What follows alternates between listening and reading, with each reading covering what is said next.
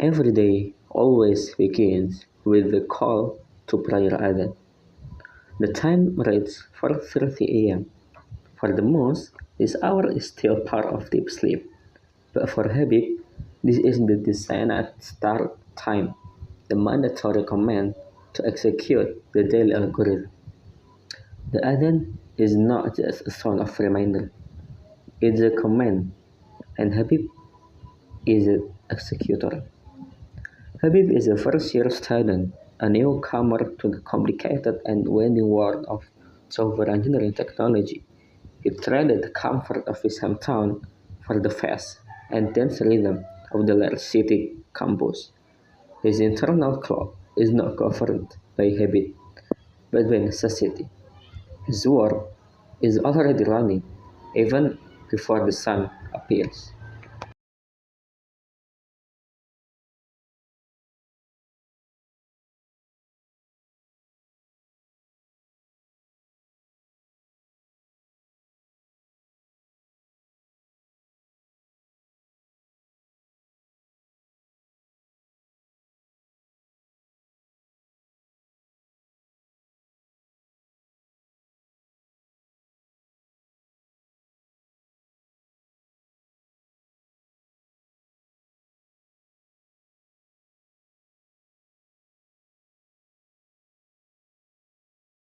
After performing the dawn prayer, Habib opens the Holy Quran. In a life filled with binary language and complex synthetic structures, this provides the essential counterbalance, the immutable truth. He reads slowly, with attention. This is the necessary pause from the relentless logic of his chosen field. Software engineering demands the decisions of problems into tiny, controllable components. But the words in this holy book demand contemplation, sincerity, and faith in a design far grander than any system he could ever build. This morning ritual is the reset button for his spirit, ensuring that the ambition of his mind doesn't overshadow the wisdom of his soul. The silence of the room is profound, filled only by the gentle rustle of turning pages, serving as a momentary sanctuary before the noise of the day begins. For every algorithm Habib programs, there must be a guiding philosophy he understands. His academic life is dedicated to the precise binary logic of software engineering technology, a domain built entirely upon human design. But in the quiet sanctity of this early hour, he intentionally shifts in his focus to the immutable, the eternal. He seeks profound silence and clarity within this scarce sacredness, a necessary shield against the relentless pressure and noise of the outside world. This is the language of faith, which demands quiet reflection, sincere contemplation, and an understanding far beyond simple rote memorization. He carefully translates the abstract concepts from the divine pages to his notebook, lodging the spiritual principles and moral lessons like essential data points. This ritual ensures that the ambition of his intellect, through vital of his fortune, doesn't eclipse the wisdom of his soul. It is a constant, deliberate reminder that his life must compile with the ultimate purpose, a design far greater than any perfectly functioning software application he could ever build.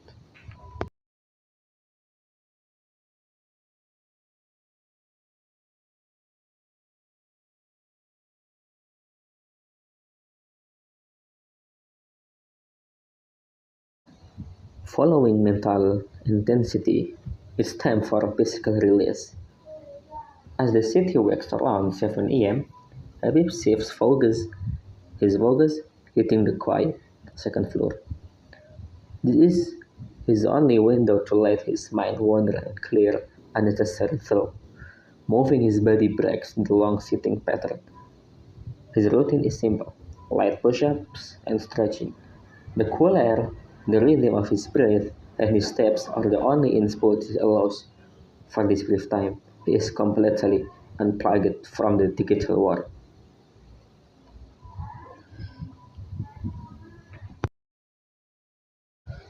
The final component of the morning routine's ritual is filling up.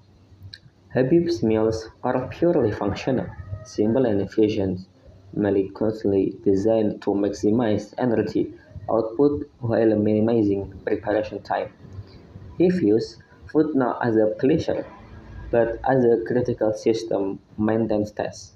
Calories and nutrients carefully measured for sustained cognitive function, not for style or culinary experience. On the surface, Habib's life as a student appears perfect, but in truth, he is simply pretending that nothing's wrong.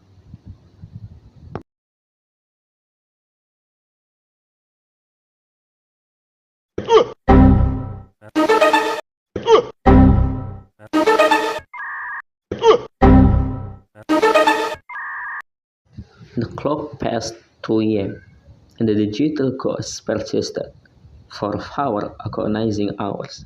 Habib had stared into the glowing screens, trapped in a futile hunt for the single flaw, collapsing his entire program.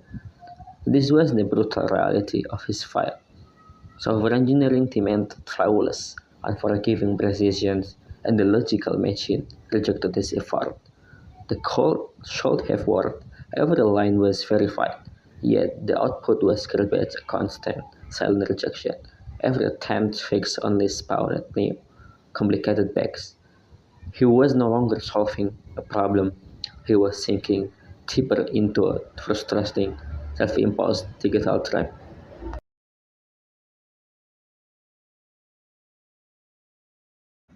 Finally, the pressure became physically unbearable. Habib pushed away from his desk. He sat slumped in the corner of the staircase, sipping his coffee in silence. When he first chose this academic path, he had envisioned creation, building useful tools, solving complex problems, and shaping the digital future. Now, all he saw were walls. The code had become a fortress he could not breach, and the silence of the room left felt louder than any bug message, delivering a single harsh verdict. He did not belong here. Hesitating drifted to the life he had left behind, the simple comfort of his hometown. The idea came with tempting clarity. What if he just stopped? What if he dropped out entirely? There were plenty of easier majors. He had always been taught that quitting was a weakness. Yet staying here, trapped in this silent battle he was clearly losing, felt like a slow, debilitating embarrassment. It was a choice between two failures, one offering peace, and the other only the glowing, frustrating promise of another dawn spent debugging.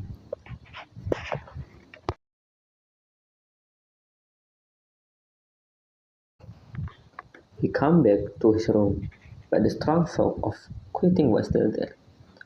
Habib sat at his desk, not ready to start coding again, but just needing to escape the heavy silence.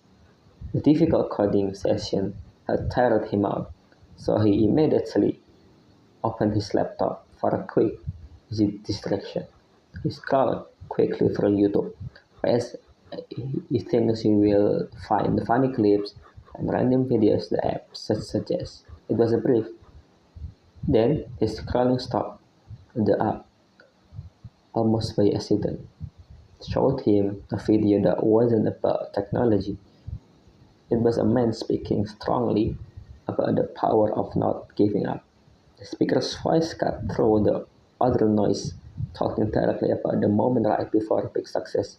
There is a time when everything feels it's like failing, and when most people walk away, they spoke about continuous effort, even when you can't see the progress yet. The video reminded him that true failure is only the moment you decide to quit, and that the only thing the world truly asks for is effort, not instant perfection. seringkali menghambat kita. Karena memang ini agak sulit untuk kita hindari ya, dan memang perlu kita sadari ini manusiawi sebetulnya. Jadi ketika lihat orang lain tuh kok kayaknya jago-jago amat ya, kok cepet banget ngertinya atau pahamnya, kok aplikasinya keren-keren banget nih, insecure deh kita langsung. Padahal ya teman-teman ya, yang kita lihat itu adalah hasil dari kerja kerasnya. Prosesnya nggak kita lihat, begadang berhari-harinya tuh nggak kita lihat, nangis pas ketemu errornya tuh nggak kita lihat, frustasi terus banting keyboardnya juga nggak kita lihat ya. Jadi sebisa mungkin kita fokus aja pada diri kita, fokus agar diri kita itu lebih baik dari hari kemarin, fokus aja untuk bertumbuh sedikit demi sedikit setiap harinya, seperti kata buku Atomic Habits tadi. Jangan lupa juga untuk selalu bersyukur dengan capaian yang udah kita raih. Ingat, sesedikit apapun progres kita, yang namanya progres itu tetap progres teman-teman. Syukuri ya, sesekali tepuk pundak kalian sendiri, bilang terima kasih dan kerja bagus karena udah bertahan dan sampai di titik ini.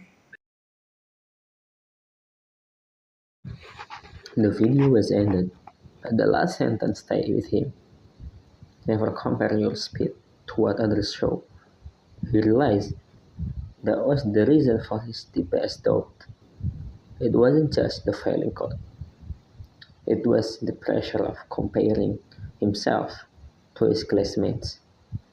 He felt everyone else was building perfect apps while he was still stuck on simple bugs. He had wasted so much energy measuring his value against the best parts of other people's lives. He saw their finished work, but never the long frustrated nights they had before that. The truth was simple. His progress belonged only to him. The need to compare finally faded, replaced by a quiet focus on the task ahead.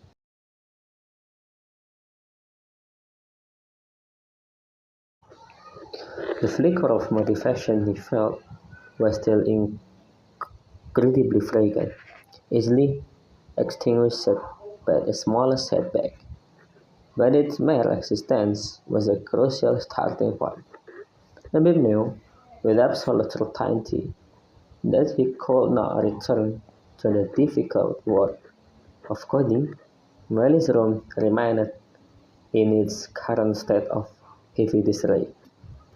The physical chaos surrounding him, the piles of uncertain times, the scattered paid clothes, general clutter accumulated for weeks of stress, was a perfect, honest reflection of his own exhausted mind, perpetually cluttered, thoroughly worn out, and psychologically prepared for inevitable failure.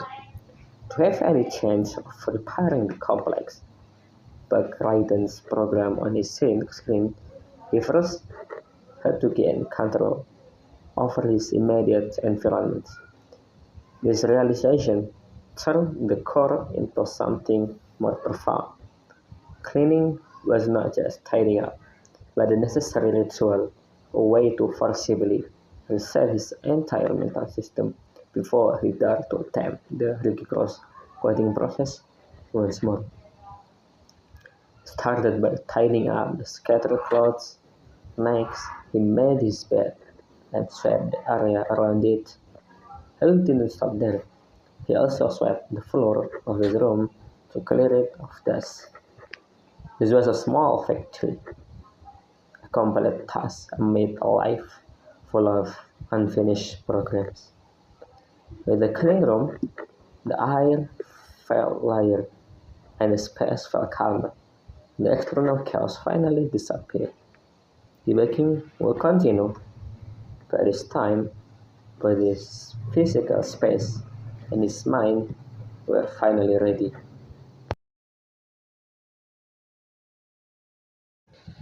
With his room finally clean, Habib opened his laptop for his weekly call home.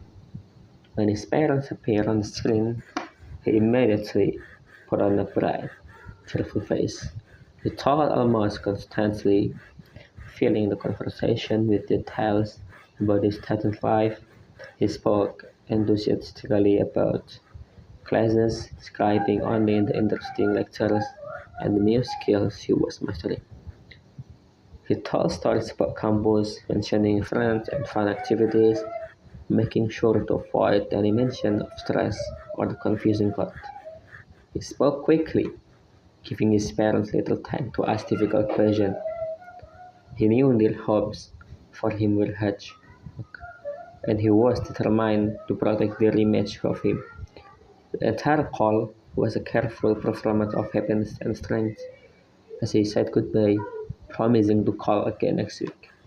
His smile remained perfect until the moment screen went dark. He had successfully presented strong, successful son they expected.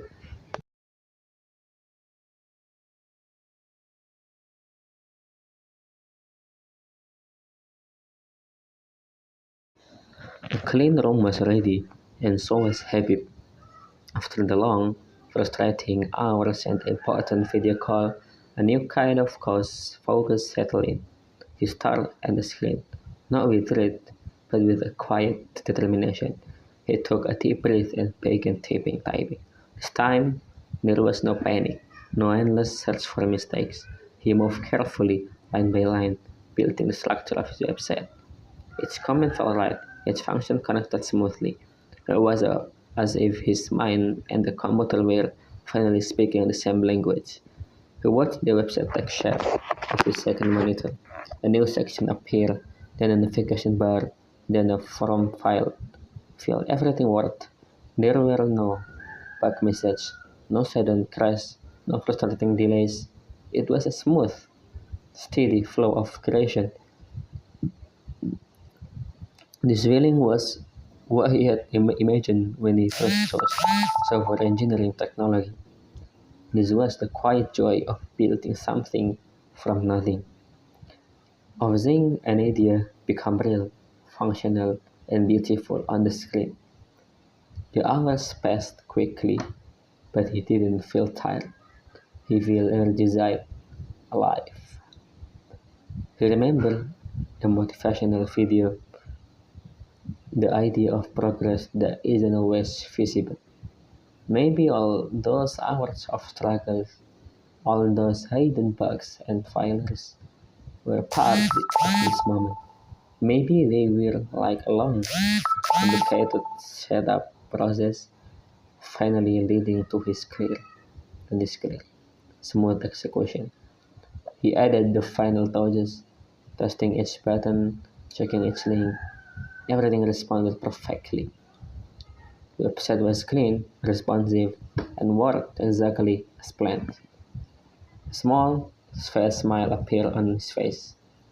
He leaned back in his chair, looking at his creation. It wasn't just working, it was alive. Then the long night of frustration, the heavy doubts, they all faded away, replaced by the simple, powerful truth that sometimes the code just flows. He had built something, and for now, that was enough. The program wasn't perfect, but it was functional, and more importantly, it was his.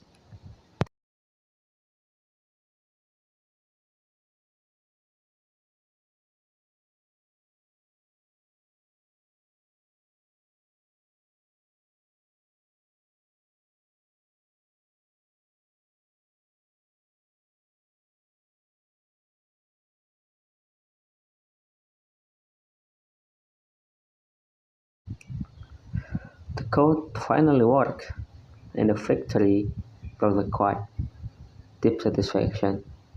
Habib left his room and climbed into the rooftop, leaving his solved problems behind. Up here, he remembered the failures and the strong urge to quiet. He realized the bugs and the doubt were not weakness, but necessary lessons. His journey wasn't about writing perfect code, it was about earning resilience.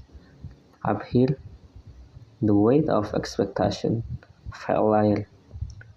He was building himself, one solved problem at a time.